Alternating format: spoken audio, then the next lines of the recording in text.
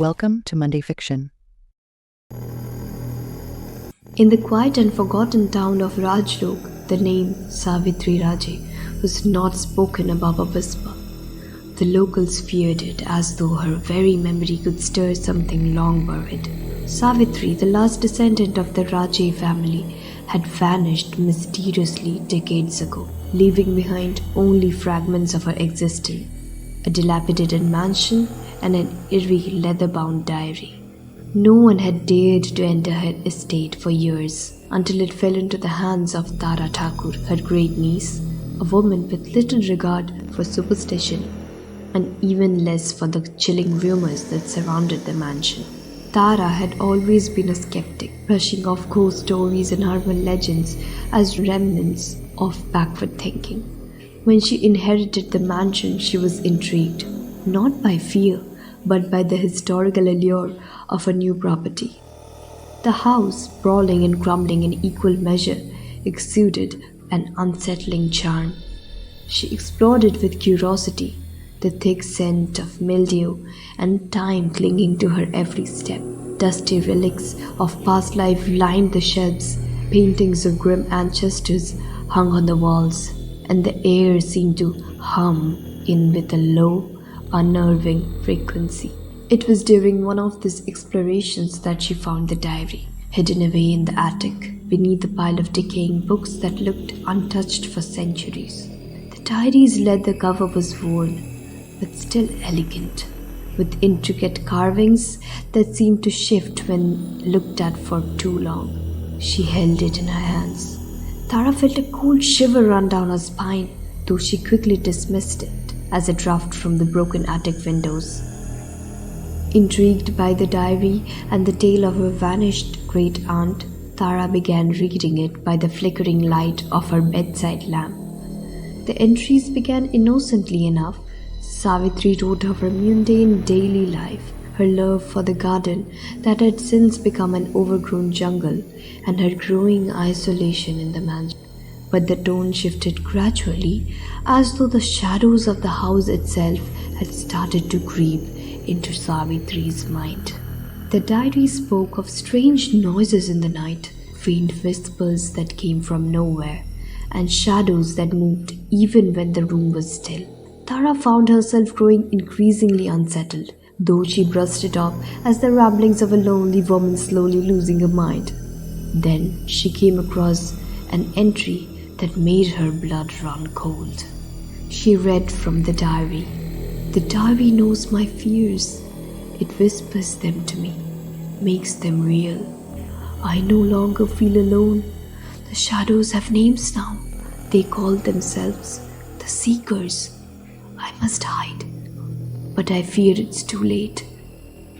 Now the writing in the diary became more frantic, with entries abruptly ending in what looked like desperate, terrified scribbles. The final entry chilled Tara to her core, and she read, "They are coming. The Seekers demand a new vessel. I can't escape, but you can. Burn the diary before it's too late."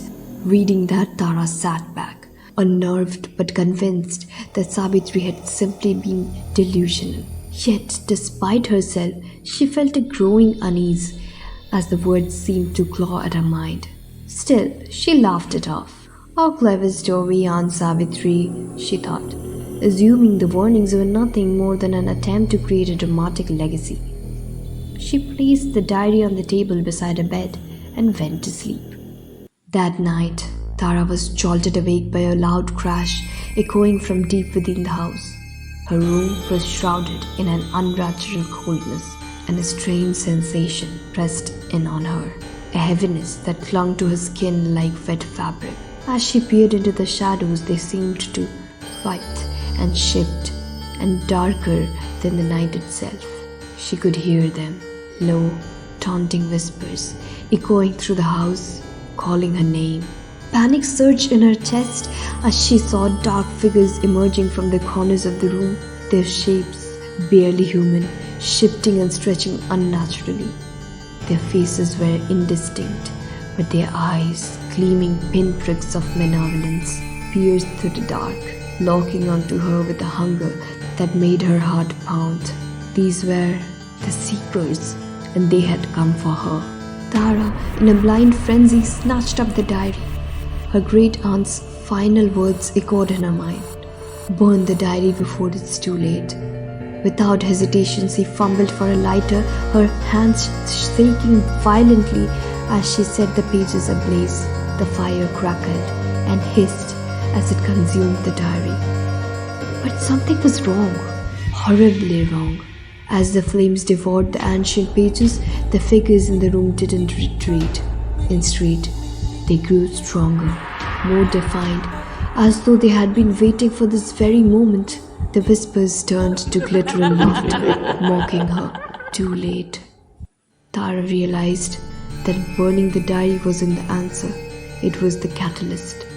The Seekers had been trapped within the pages, and by burning them, she had released them from their prison, and the flames licked higher, casting monstrous shadows on the walls. As the figures lunged towards her, Tara screamed, a piercing sound that echoed through the empty halls of the mansion. The darkness swallowed her, and the last thing she saw was the faces of the Seekers, grinning with malicious delight as they claimed her. The next morning, the mansion stood as it always had, silent, foreboding, and empty.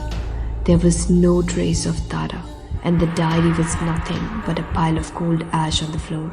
But the Seekers remained, their hunger insatiable, lurking in the corners, waiting for the next soul foolish enough to disturb their cursed slumber. Don't forget to like, share, and subscribe our channel.